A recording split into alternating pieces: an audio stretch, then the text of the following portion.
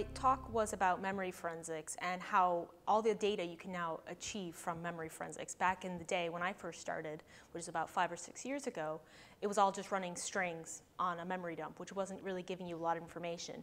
Now you can extract processes, you can extract connections, you can extract strings, you can extract timeline data. It's amazing now what you can grab with memory dump, and the point of my presentation was to try and show that through live examples of the ability of being able to do that.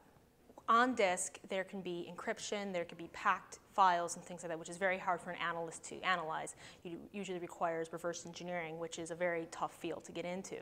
With a memory forensics, if it's running in memory, it has nowhere to hide. You can see decrypted strings, you can see command and control traffic, you can see all these different types of things that, normal dead disk forensics you wouldn't be able to do. And another thing you can do with memory forensics now is you can create a timeline. So one of the things that was great with old school hard drive forensics was creating a timeline based on that data. But as we know, hard drives are getting much larger, and it's really hard to image 2 terabyte hard drives nowadays. But with a memory dump, you can still extract those artifacts and still create a timeline, which makes sense. You can actually follow the chain of events that the attacker used. So not just he put the executable down, he opened up a port and a socket to go out to another IP address to download more files. You can see the event log saying when they created a new process, when they stopped services running.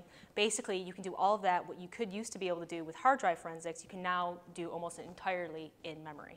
It means basically cutting down your analysis time. One of the things I talked about in the presentation was a tool that I'm creating which basically does automatic analysis and pulling of artifacts from memory. This way then you can basically run the script and then you can go and look at the output and it can intelligently tell you where there's badness on the memory image, and then you can go directly to there rather than trying to do all the analysis that you would normally have to do to try and make the life of the analyst a little bit easier, because if you have more than a couple memory dumps, a lot of infected images, it can take a lot of time.